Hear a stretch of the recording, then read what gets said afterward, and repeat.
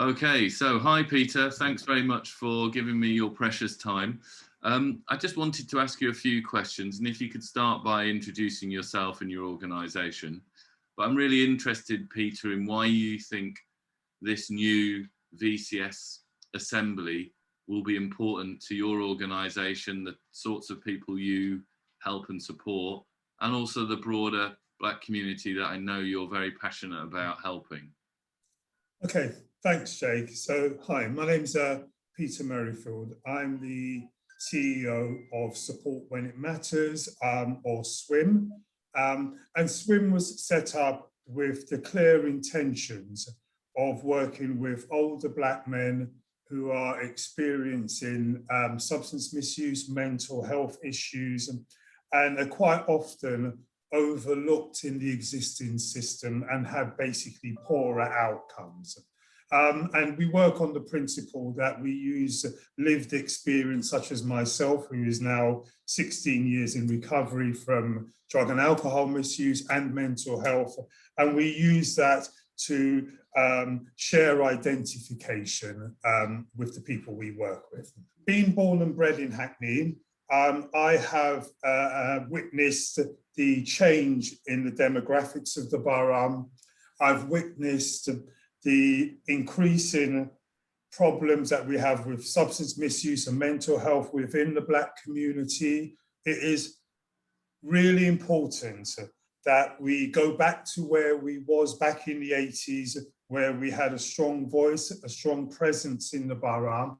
And I want to be able to play a part in ensuring that the messages and the concerns of the African Caribbean community is heard at the highest levels, to really inform and look at designing services which truly meet our needs. We know that COVID has impacted disproportionately on different communities.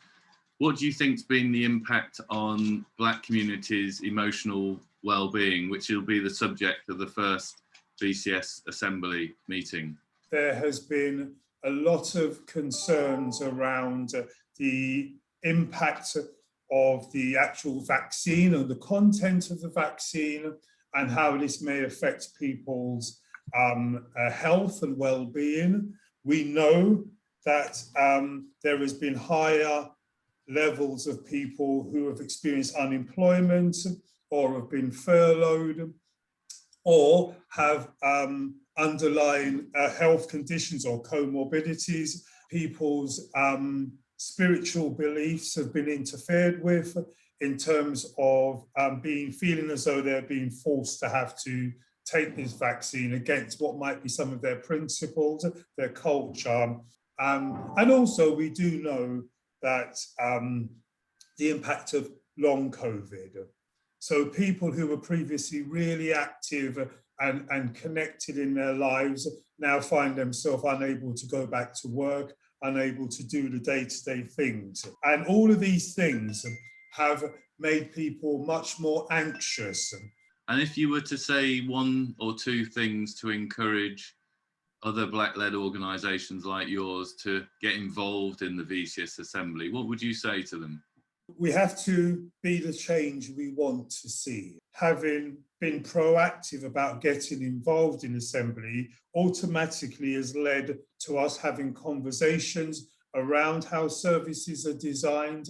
This in turn means that we're much more likely to get services which meet our needs. And the more we do that, the more strength we have in togetherness, which means ultimately we have more influence in decision making.